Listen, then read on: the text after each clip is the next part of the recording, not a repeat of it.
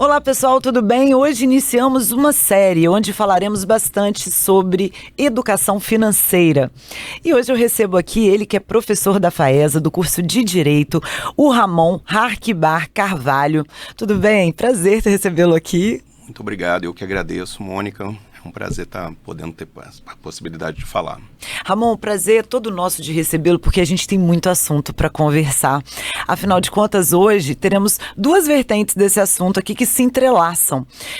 Primeiro, a importância da educação financeira e como, quando não há essa educação, como fica difícil a vida do consumidor, da pessoa física, da pessoa jurídica, porque ela não sabe administrar, ela não tem um planejamento, ela não se organiza financeiramente. E aí a gente entra no outro assunto que é o mais complicado dele, se transforma em dívidas. E aí, quando começam as dívidas, a gente fala, meu Deus do céu, o que eu faço agora? E entra aquela pergunta, onde eu busco informação? Quem pode me ajudar? E por esse motivo, você é o nosso convidado aqui hoje, porque vamos falar do Núcleo de Prática Jurídica da FAESA, o famoso NPJ, que ajuda muito a comunidade, a população. Aí eu quero que você me conte tudo aí sobre os empreendedores também, os pequenos empreendedores, se existe também esse apoio na área dos empresários do meio rural, pessoa física, jurídica, todos os detalhes você conta aqui pra gente. Mas para começar, conta pra gente como que funciona, quem que esse escritório modelo pode receber lá para dar esse apoio quando se fala da dívida, né, e também dessa bola de neve que às vezes a gente se encontra, inclusive muita gente, né? Sim, Mônica. Então, o Núcleo de Prática Jurídica da FAESA, ele atua em diversas vertentes, né? Nós temos atendimento de direito do consumidor, atendimento de direito de família, atendimento na área civil diversa, atendimento no criminal, não ajuizando a ação, mas a gente presta o atendimento à população. Então, tem diversas vertentes. E no que diz respeito a essa questão que envolve o consumidor e o consumidor superendividado, né, que a gente fala, nós temos um atendimento recorrente. Então, toda vez que a gente abre o agendamento, que cai direito do consumidor, aproximadamente metade, de fato, de relação de consumo é de pessoas superendividadas. E isso tem um motivo, né? Existe uma questão que é chamada de educação para o consumo, que o Código de Defesa do Consumidor já falava desde a promulgação dele em 1990. E essa lei do superendividamento, que foi uma alteração que fizeram na lei, no Código, ela aconteceu em 2021. E ela reforça essa questão da educação para o consumo. Porque muito do que a gente percebe é que o consumidor está superendividado não por uma questão dolosa, dele querer estar dessa forma. Sim. Ele, na verdade, não está preparado, não teve uma educação de consumo para o consumo formal, preparado para poder consumir com responsabilidade. A gente percebe também um crédito muito fácil. Você vai no supermercado, você passou qualquer compra, a pessoa já pergunta, você quer dividir 2, 3 vezes? A farmácia é a mesma coisa. Verdade. E a gente, na verdade, não vai percebendo que isso vai inchando o nosso valor do cartão de crédito. Os bancos oferecem muito crédito, cartões que chegam na sua casa com facilidade. Sim, mesmo o consumidor não pedindo o cartão, você abre uma conta corrente, já vai chegar um cartão de crédito para você. Então, tudo corrobora para a pessoa ficar endividada. Ainda mais na internet. E agora, que você fala uma palavra, daí a pouco aparece, preciso comprar um celular. Inteligência artificial, a gente tem os algoritmos trabalhando. Sim, o nosso telefone escuta a gente o tempo todo. Uma pesquisa que você faça, eu quero pesquisar livros de direito do consumidor no Google. Se você entrar depois nas suas redes sociais, você já vai receber várias informações sobre livros jurídicos de direito do consumidor. Isso é automático. Então, as pessoas não têm um preparo para poder enfrentar isso e acaba que ela se torna uma pessoa superendividada. Não porque ela quis, mas acabou... Não, esse assunto é muito vasto, porque existe uma compulsão também do consumo, a pessoa já tem uma predisposição, né, ser meio compulsiva com compras, e surgem as ofertas relâmpago. Só que você me falou uma coisa que eu achei interessantíssima, a gente tem vários tipos de consumidores. Tem o ativo, o passivo, você explica pra gente melhor? Sim. É porque essa lei, na prática, a Lei 14.181 de 2021, que alterou de determinados dispositivos no Código de Defesa do Consumidor. Ela, na verdade, prevê que nós temos o consumidor superendividado. E aí esse consumidor superendividado ele pode ser ativo e passivo. O ativo ele entra como sendo o ativo consciente e o ativo inconsciente. O que é o ativo consciente? É aquela pessoa que sabe que não vai ter condição de poder arcar com aquilo que ela está adquirindo e mesmo assim ela compra. Seja serviço, seja um produto. Então ela na verdade, compra de forma meio bem irresponsável. Né?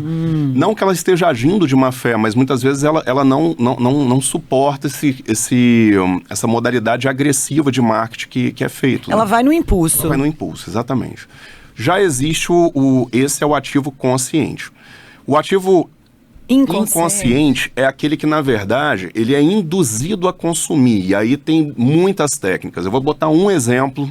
Você vai num hotel hoje, desses hotéis que você passa, às vezes, no final de semana com sua família e tal. Daí a pouco já uma pessoa fala assim, você já passou, já pegou seu brinde ali, tem uma reunião que vai acontecer do marketing e tal. Aí você vai lá.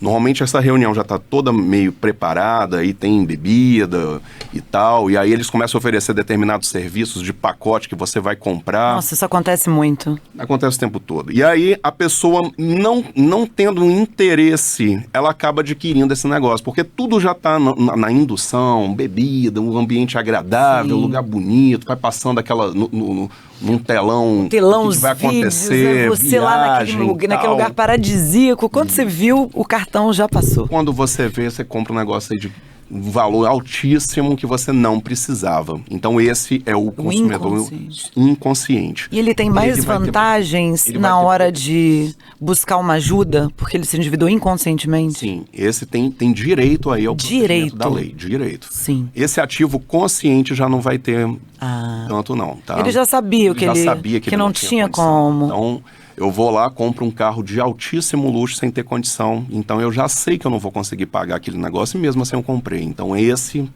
não vai ter esse benefício da legislação que a gente vai falar.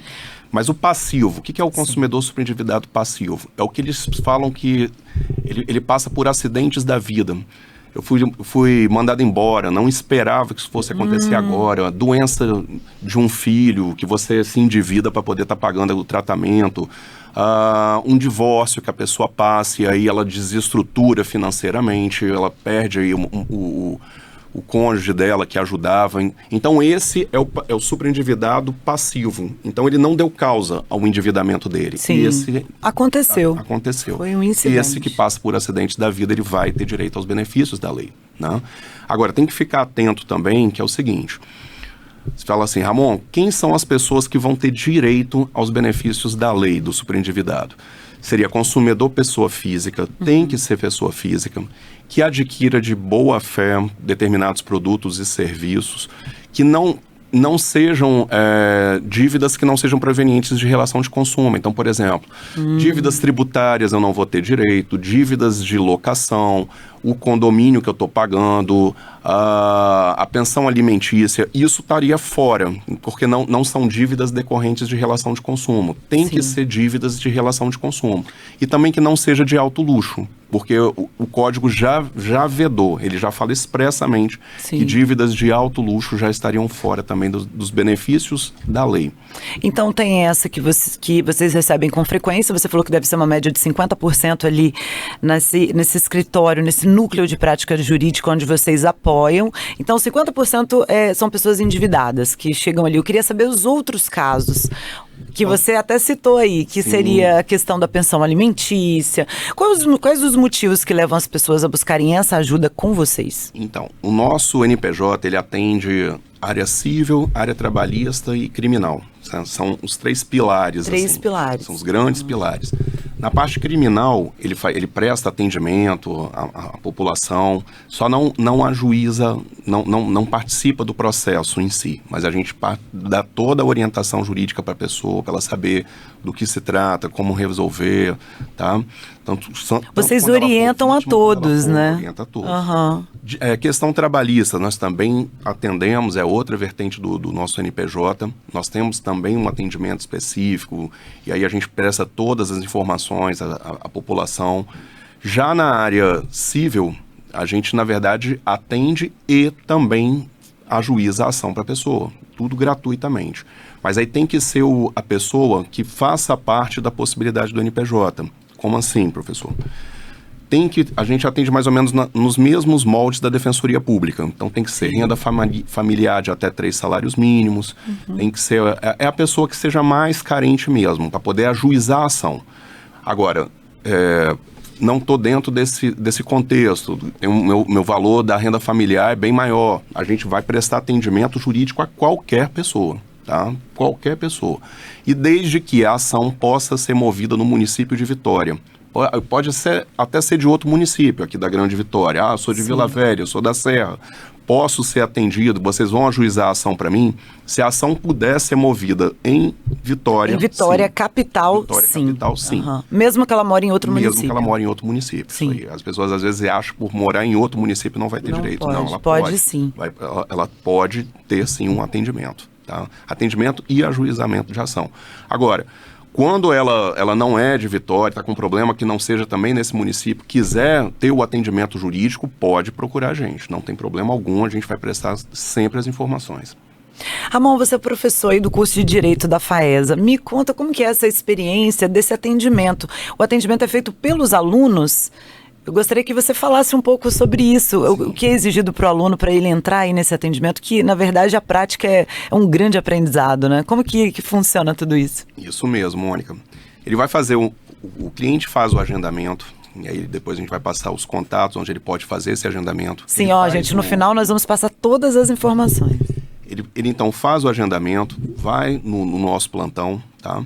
Lá no plantão, eles fazem um cadastro do cliente e aí ele passa para o atendimento. No atendimento é atendido sempre por duplas de alunos acadêmicos do curso de Direito da FAESA. Que bacana. Então, o aluno fica o protagonista do atendimento, a gente mais ou menos faz um curso no início do período de como que atende, como é que a técnica mesmo desse atendimento. Eles são preparados.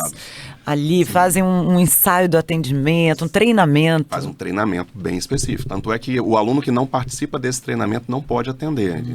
Ele tem que fazer apto, né? Esse atendimento. Isso, o treinamento. Daí, ele é o protagonista do atendimento. Ele atende e o professor, a gente fica acompanhando do lado. Tá? Então, se faltou uma determinada informação, professor, qual é o determinado artigo mesmo que fala sobre isso, mas a gente percebe que a gente tenta, na verdade, deixar o aluno conduzir. Ali ele já está bem próximo mesmo da formatura. Só lapida aquelas dúvidas que surgem na hora, porque são muitos casos, né, específicos. Isso, e esse atendimento cível acontece no 9º período, então ele só tem mais outro período, ele já vai se formar. Que legal, então já é próximo da formação, ele já está ali estudando, ainda mais direito, que são 5 anos, né, já aprendeu muito. É interessante que o cliente, ele se apega a esse aluno, chama de doutor, doutora, entende? Então, que legal. É bem produtivo, tá? E o nosso NPJ, depois que a gente faz um relatório, pega toda a documentação do cliente, e nós temos uma advogada do NPJ que ajuiza essas ações e acompanha esse processo todo, tá? Então, e os alunos, todo período, alunos, por exemplo, fazem petição, quando tem uma contestação para fazer, ele, na verdade, conduz diretamente o processo. Muitos deles não vão na audiência em si, mas a parte toda técnica das peças são todas elaboradas pelos alunos. Agrega muito essa prática ainda dentro da faculdade, né? Sim. Sai muito mais preparado para o mercado, vivenciando ali na prática mesmo tudo, porque ali realmente ele já está trabalhando e exercendo a função. Na prática, o núcleo de prática jurídica, ele simula um escritório de advocacia. Sim, então, por isso que é escritório modelo, né? É um escritório modelo. E aí, assim, as peças, depois que os alunos fazem, as petições, o professor corrige, volta para o aluno quando é necessário, faz as determinadas indicações do que precisa ser feito e, por fim, vai para a advogada do NPJ para poder ajuizar a ação. Então, a gente tem um atendimento ao público e é um atendimento, assim, bem proativo mesmo. Existe uma procura enorme da sociedade e a gente presta esse atendimento totalmente de forma gratuita. Você que acompanha, então, esses alunos, esses que estão ali na prática, eles saem bem mais preparados para o mercado, né? A gente percebe que, com certeza, ele sai bem preparado. Muitos depois dão um feedback, falam, nossa, olha, teve aluno que, por exemplo, mais ou menos utilizou o nosso formulário de atendimento, porque uma das coisas que a gente passa no treinamento é que na hora que você está pregando as informações, passando a termo a história, né, da pessoa, tem que pegar todas as informações necessárias. É melhor ter informação a mais do que menos informação. Por quê? Muitas das vezes não vai ser aquela dupla que vai fazer a petição dele. Então, a gente está te atendendo, por exemplo. Então, tem uma dupla aqui, o Ramon mais outro colega. A gente, na verdade, faz todo o relatório do seu atendimento, prestamos aí o que você precisa trazer de conteúdo, de documentos, né? Mas a petição pode ser que não seja nós que vamos fazer. Então, a gente já passa para o aluno que o próximo colega que vai pegar, vai ler o seu relatório, ele precisa ter dados suficientes para poder estar fazendo essa ação. E evitar sempre que o cliente volte, porque a gente tem clientes que procuram, Mônica, que a pessoa, por exemplo, ela vai andando aqui da Vila Rubim até a Faesa, porque é o dinheiro que ela teria, entendeu? E a passagem já fica cara. Então é a pessoa que deixa de comprar o pão na padaria de manhã para poder ir no NPJ. Então a gente tem que ter muita consciência disso e a gente passa toda essa realidade para o aluno, né? Mas a gente percebe que é um atendimento muito produtivo. E é um trabalho muito bonito de apoio à comunidade, né? As pessoas carentes que não teriam acesso a como resolver essas questões. Que, gente, se tem uma coisa que faz o ser humano sofrer, é ele não conseguir dormir bem porque ele está endividado, porque ele está com uma questão que não conseguiu solucionar, não tem ali condição financeira de pagar um profissional. Então, esse trabalho à comunidade, a todas as pessoas que vocês recebem, é incrível. É um trabalho lindo, né, de se ver. Mas aí entra o quê? Eu fico imaginando aqui. Tem que ter... Acho que acontecem alguns desafios, né? Como funciona isso? Para a pessoa entrar, ela aguarda muito tempo? Você acha que... Quais são os grandes desafios para esses alunos que estão ali no atendimento? E para vocês, porque o NPJ realmente... Há quanto tempo ele funciona? Olha, ele funciona desde que o curso de fato começou. Nossa, muito tempo. Então, é institucional, é uma exigência que o MEC faz do aluno ter que passar pelo núcleo de prática jurídica. Então, assim como em outras profissões, ele tem que fazer o atendimento colocando a mão na massa mesmo, o nosso NPJ está proposto. Na psicologia tem que atender, para ser advogado precisa passar pelo núcleo. Isso, e como é uma disciplina, na prática, é uma disciplina que o aluno está fazendo. Então, não, por exemplo, se um aluno chega para a gente e fala assim, olha, eu já trabalho no escritório de advocacia desde o meu 2º período, estou no 9º agora, vou precisar fazer o NPJ? Sim, você vai precisar fazer o NPJ, porque ali é uma disciplina que é feito um acompanhamento, e esse acompanhamento, a gente, na verdade, tecnicamente avalia a postura do aluno, avalia o comprometimento dele, as peças, como foram elaboradas. Então, é uma matéria como outra qualquer dentro da faculdade, só não tem prova, efetivamente. Que bacana, é uma matéria obrigatória. Isso é fantástico. E eu queria te perguntar assim, tem alguma história que te marcou de sucesso, que foi algo que foi impactante, que chegou ali, vocês conseguiram ajudar uma pessoa a resolver? Muitas coisas são resolvidas, mas tem aquela história que fica marcada, assim? Sim. Vários casos, né? Eu já faço parte do NPJ há mais de 10 anos. Há mais de 10 anos? Mais de 10 anos. E a gente atendeu ao longo desse período todo, assim, muitos casos interessantes. Eu tenho um que é sobre o nosso tema, que é superendividamento. Eu tenho no período de pandemia, o núcleo funcionou. E a gente funcionava assim como as aulas, de forma remota, era feita pela plataforma Zoom, né? E o NPJ também não parou o atendimento. A gente adaptou o atendimento para acontecer de forma também através do Zoom, que é... Uma forma segura, né, naquele momento. Que isso. Bom que não parou, né? E aí, um dos casos que eu me lembro da gente ter atendido, e nesse caso foi interessante porque a dupla de alunos que atendeu comigo era uma senhora que ela estava numa condição de superendividamento extremo mesmo. Quando ela começou a conversar com a gente, no atendimento que a gente fez, ela passou o contra-cheque, a gente percebeu que tinha vários credores, ela pegava dinheiro emprestado consignado, né, e estava inchado, completamente inchado ali o contra-cheque dela. E ela era aposentada do INSS.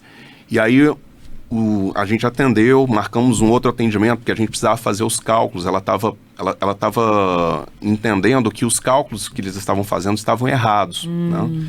E aí, a sorte que eu dei foi que uma aluna que pegou o atendimento com uma das alunas da dupla, ela era contadora, e é contadora profissional. Olha. Ela é perita da justiça, inclusive. Que bacana. E aí, no dia do retorno do atendimento dessa senhora, ela mandou para mim um contato, e falou assim, professor, eu preciso conversar com o senhor antes do atendimento da dona fulana. E aí eu preciso conversar 10 minutinhos antes. Aí abriu o Zoom, ela entrou. Aí ela falou assim, olha só, professor, o que acontece é que essa consumidora, da forma como ela está, ela não vai conseguir pagar o débito dela. Então, hoje, a lei já, nessa época, não tinha ainda essa lei do superendividamento, tá? Isso foi logo no início da pandemia. Então, ela chegou e falou assim, na prática, o que eles estão fazendo?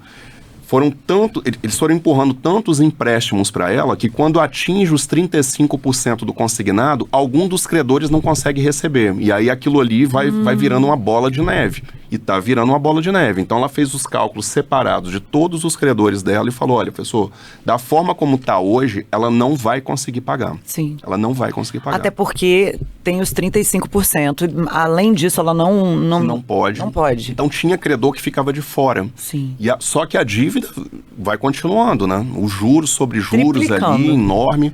Nossa. Então, assim, esse caso, ele ficou muito recorrente, porque eu me lembro, a palavra dela falar assim, professor, ela não vai conseguir pagar se não for feito um acordo. E hoje, Mônica, existe um procedimento que é feito com base nessa lei do superendividamento, e esse procedimento judicial, você, na verdade, chama todos os credores e lá na justiça você vai apresentar um plano de pagamento que, em tese, tenta primeiro fazer uma conciliação com os credores. Sim. Se não for satisfatório, se não conseguir formar essa composição de forma espontânea, depois vai virar um procedimento mesmo, onde o juiz ele vai impor para os credores a forma que vai estar recebendo. Então essa consumidora, naquele momento não existia ainda os termos dessa lei, hoje, por exemplo, já tem previsão expressa para poder estar resolvendo esse problema. Porque a pessoa, quando ela está super endividada, é uma pessoa que está fora, ela está à margem do mercado de consumo. Sim. É uma pessoa que vai ficando com problema de depressão, vício. Tudo. É uma pessoa que ela vai, na prática, passando outros problemas. Ela vai entristecendo, perdendo a saúde física, mental. Ela vai tendo determinados problemas, outros gatilhos, na síndrome do pânico. Então, Sim. você percebe que não é o problema em si de consumidor, é todo um contexto psicológico que vai atrás da vida dessa pessoa. Ramon, você que assiste de perto tudo isso, esses casos, né, há mais de 10 anos, o que você diria, assim, olha, os pontos principais que mais causam endividamento? Você já falou de vários aqui, mas tem aqueles, assim, que são bem recorrentes, que você encontra sempre lá nos processos, quando a pessoa pede ajuda, assim, porque as pessoas devem evitar, para quem está assistindo a gente, sair dessa bola de neve aí que causa até depressão. Então, vou dar um exemplo bem pontual, tá? A pessoa vai lá, entra com pedido no INSS para poder aposentar. Antes do INSS chegar e dar o ok para ela, você vai conseguir, já vem um banco e entra em contato com você, já pergunta se não tem, já tem uma margem de crédito aqui, você não está interessado, não. Então, assim, hoje, por exemplo, é uma das formas que a lei evita. Ela tem na prática, o Código de Defesa do Consumidor hoje, depois dessa parte do superendividamento, proíbe que eles façam esse assédio e essa pressão, por exemplo, com pessoas hipervulneráveis, que a gente chama, que são idosos, pessoas que estão acometidas por doença. Então, assim, isso é um dos exemplos. Mas, por exemplo, o que a pessoa poderia fazer para evitar? Nunca comprar por impulso. Então, assim, você pode salvar ali, quando olhar, namorar, fazer as contas antes. Chega, pensa mesmo, se você precisa naquele momento disso, se você pode adiar, é necessário. Nossa, essa pergunta aqui, é necessário? Eu preciso mesmo disso? Isso. E sabe que as mulheres gostam de comprar, né? Muitas das coisas que você poderia estar comprando por impulso. Sim. Mas eu percebo assim que outro gatilho muito forte também nessa questão do endividamento do consumidor hoje é o crédito facilitado, né? Então, toda hora tem um cartão de crédito chegando na sua casa que você não pediu. Isso por si já é uma prática infrativa do Código. Eles não podem fazer isso. E um aumento de limite da conta corrente, do nada você olha lá, aí você acha que você tem aquele dinheiro, né? Que entrou lá R$2.000, enfim. Cada pessoa tem ali um aumento de limite do cartão, da conta corrente. Então, todo esse contexto corrobora para que o consumidor, na prática, vá se endividando ao ponto de chegar a um determinado momento que ele já se vê num beco sem saída. Ele não consegue mais sozinho resolver esse problema de endividamento dele. Sim. E ele tem que buscar ajuda, tá? Essas pessoas que, por exemplo, estão super endividadas, elas devem sempre procurar o núcleo de prática jurídica, e a gente atende lá na FAESA, para poder orientá-la. Agora, tendo a condição de ajuizar a ação, ela estando dentro dos critérios para poder ajuizar a ação, a gente vai ajuizar a ação para poder ajudar ela nesse sentido. Né? E como que o atendimento jurídico gratuito, assim, na sua opinião, contribui para essa promoção de justiça social na comunidade em geral? Sim, é uma forma de você amenizar a questão da vulnerabilidade das pessoas, né? Porque a gente percebe ali que ela não teria condição de contratar um advogado particular. Aí você fala assim, pode procurar a Defensoria Pública, sim.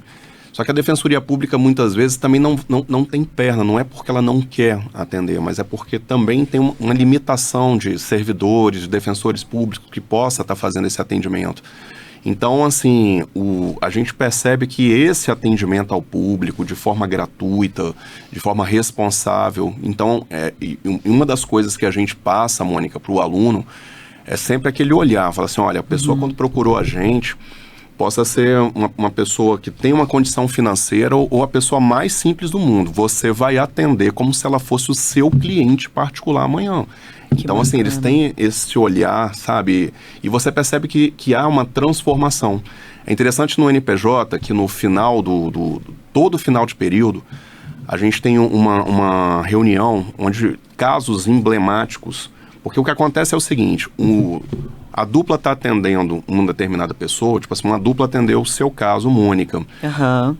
E esse caso foi um caso interessante, só que todas as outras duplas estão atendendo, às vezes, até em outra sala. Então, a gente precisa socializar isso.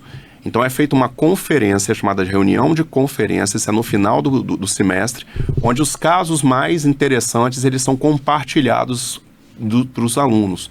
Então, vem a dupla que atendeu a Mônica, vai contar o que aconteceu no caso da Mônica, o que foi feito, em que situação que está a fase do atendimento dela, para poder socializar, inclusive, e eles ficarem sabendo também das outras questões que aconteceram. Então, a gente percebe, assim, nessa reunião, a transformação que você percebe no aluno. Né? Eles desenvolvem muitas habilidades ali nesse atendimento, na prática. Qual que você diria, assim, que é o divisor de águas? Olha, essa parte do aluno ser o protagonista do atendimento, eu acho que isso é muito válido, sabe? Nós temos alunos, por exemplo, eu dou aula desde o segundo período. Eu tenho uma matéria que eu pego os alunos no segundo período, que é Direito Civil, e depois no NPJ, nono período lá na frente. Você vê lá no inicinho e já pega aquele... Você acompanha o progresso desse aluno. Às vezes é aquele aluno que era muito calado, praticamente você nem ouvia o aluno falar, e depois quando você percebe essa pessoa atendendo ali, profissionalismo, sabe? A forma de estar criando a petição de uma forma responsável é muito satisfatório para nós, professores.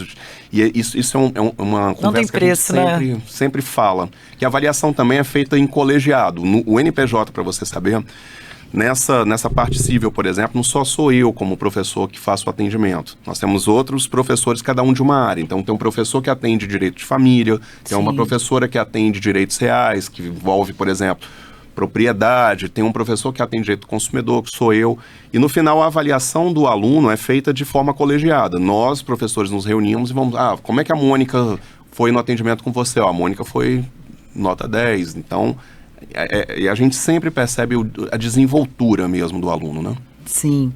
E para finalizar aqui, antes da gente falar também as informações, eu gostaria que você desse um panorama, assim, né, de um modo geral, de tudo que você assiste ali, que acontece, para quem está nos assistindo possa ter uma vida mais tranquila, em todas as áreas da lei, né, o que ela precisa ali na parte financeira, que a gente falou do endividamento, o pai que tem um filho precisa pagar uma pensão, e eu sei também que vocês atendem até mulheres vítimas de violência doméstica, que existe também dentro do núcleo, né, uma atenção especial a essas mulheres. Sim, tem nessas outras vertentes de atendimento do nosso NPJ, né, a gente tem sempre um cuidado de ter um olhar diferenciado para cada modalidade de atendimento específico. Então, vítima de violência doméstica. Que hoje em dia, infelizmente, tem acontecido muito. De forma muito recorrente. E já existe uma dificuldade muito grande da mulher de dizer isso, de se expor, né, e pedir ajuda. Sim. Que infelizmente é muito triste, mas acontece. Então, nesse tipo de atendimento, já é um atendimento bem diferenciado, porque a gente faz de forma mais reservada, para ela poder não estar expondo isso numa sala para outras pessoas. A mesma coisa acontece com atendimento de direito de família também, e muitos desses atendimentos em direito de família, os colegas sempre informam que muitas vezes tem também uma questão de violência por trás, né? E o nosso NPJ, Mônica, ele também tem um viés muito forte na questão de você tentar fazer uma composição extrajudicial amigável entre as pessoas. Então, nós temos lá no NPJ muita possibilidade de estar tentando fazer a composição até extrajudicial. E aí a mediação, que é uma forma de você resolver de forma alternativa conflitos, por exemplo, sempre que tem violência não pode. Então, percebeu que tem, naquele contexto do atendimento, houve alguma violência, então não entra mediação. Não houve violência, a gente tenta, antes de judicializar, tentar fazer a composição de forma amigável. Sim. Então, os alunos conduzem a mediação. Na mediação... É mesmo, os alunos... É muito interessante a mediação. É uma coisa mais rápida, gera menos estresse, né? Às vezes. Às vezes. Na prática, é mais rápido do que, de fato, você entrar com ação judicial. Mas, às vezes, você tem mediação lá que demora 2 horas. Então, na mediação, é uma técnica também. Os alunos aprendem essa técnica dentro da disciplina. E aí, na prática, você tenta fazer com que as partes possam compor de forma amigável. Então, elas vão colocando as suas razões, vão cedendo aqui, você vai tentando conduzir da melhor forma possível. E essa mediação, ela é feita da forma toda da maneira que tem que ser. Então, por exemplo, a dupla que atendeu a Mônica, que vai passar por mediação, não vai ser a dupla que vai fazer mediação, porque a técnica manda que seja outras pessoas, para não ficar, não ter aquele primeiro, não vou dizer contaminar, mas a pessoa já tem uma opinião sobre aquilo, então, ela vivenciou, viu como a pessoa chegou, às vezes chega muito nervosa, existe toda essa questão. Esse é um diferencial muito grande do nosso NPJ, essa composição por mediação, a gente leva isso também muito, muito a sério. Obviamente nas questões, por exemplo, que há violência doméstica, aí qualquer motivo de violência já não pode. Mas nós temos tem essa questão também de ser mais consciente, né? A pessoa vai lá, ela expõe todos os pontos de vista, o outro também, tem ali aquela mediação, acho que tudo isso ajuda até da pessoa sair mais leve, né? Mais tranquilo. Na mediação tem, por exemplo, quando é direito de família, às vezes é o cônjuge que saiu de casa, ele leva advogado, então existe o professor da área que acompanha, tá? E aí a cliente não vai estar desamparada, é o aluno que conduz, mas tem um professor que está participando. Nós temos uma professora que é psicóloga, e a professora Fernanda, que é psicóloga, ela participa praticamente de todos os atendimentos, mediação sempre. Legal. Ela participa, porque é muito importante, né? A Fernanda, ela tem uma sensibilidade muito grande na parte do psicológico. Observar a fala, né? Todos os movimentos, conscientes e inconscientes. Então, ela, na verdade, ajuda demais nessa parte da composição, da sensibilidade de saber do que está acontecendo, né? E é muito... É muito bacana. Professor Ramon, acho que vai ter que voltar aqui, hein? Ele tem que voltar para a gente poder falar mais. Só que antes, todo mundo que está assistindo esse vídeo deve estar bem curioso. Então, qualquer pessoa pode buscar esse atendimento do NPJ. Então, eu vou falar aqui sobre a questão dos horários, né? Porque tem que fazer primeiro um agendamento, não é isso? Como que funciona esse agendamento? Por e-mail, telefone? Pode ser por e-mail, pode ser por telefone. Telefone nosso, 21 22 41 33. E o e-mail é npj@faesa.br. npj@faesa.br. E o telefone, vamos até repetir, é 27 21 22 41 33. 4133. Deve estar aqui na tela também para o pessoal. E esse agendamento é feito, depois a pessoa é convidada a ir lá no horário programado. É prévio. Aí ele vai, já na prática, ele vai dizer qual é o problema que ele está passando, para a pessoa que atende, faz o agendamento, já saber qual é o professor que vai estar acompanhando aquele atendimento. Daí é feito um plantão, e o plantão, por exemplo, o plantão que eu participo, que é da área civil, ele acontece nas quintas-feiras pela manhã. Ah, então tem os dias para cada área. Na quinta-feira... Direito do trabalho é outro dia, direito penal é outro dia, mas aí o cliente pode entrar em contato nesse telefone ou no e-mail, faz o agendamento, o aluno atende e aí qualquer pessoa pode passar pelo atendimento, tá? Para poder ajuizar a ação, mais ou menos são os termos da defensoria, sendo que a ação precisa ser movida em vitória. Agora, qualquer dúvida, outras questões, que mesmo que a pessoa não tenha esse perfil, atendimento ele vai ter e informação jurídica sempre. Que maravilha. Olha, gente, o NPJ ajuda muitas e muitas pessoas. Para fechar, quanto tempo a pessoa demora do agendamento até o atendimento? As pessoas devem ter essa curiosidade. Às vezes a fila deve estar maior ou menor, né? Olha, Mônica, o nosso agendamento... as pessoas buscam bastante. Bastante, tá? Imagino. Nós temos alguns clientes que eles são, às vezes, aqueles clientes recorrentes mesmo. Ah, é? Tem aquele que vai mais de uma vez, vai sempre lá? Sempre ele volta. Olha... tem atendimento na área de família, tem atendimento do consumidor. E deve depender de cada área também, né? O tempo de atendimento, de espera para atendimento. Então, assim, se você vai, às vezes, para direito de família, que é o nosso carro-chefe, de fato, é onde tem o maior número de atendimento, é na área de direito de família mesmo. Olha. Então, separação, divórcio, pensão alimentícia, reconhecimento de filho. Então, esse, por exemplo... tem bastante procura. Às vezes, assim, 15 dias, 20 dias para poder ter o agendamento. Até rápido, né? Até rápido. Bem rápido. Então, assim, não é uma demora muito grande entre Às vezes, a busca... As pessoas demoram muito para procurar ajuda, né? Se buscasse no início, tudo seria resolvido com mais facilidade, principalmente na questão da dívida.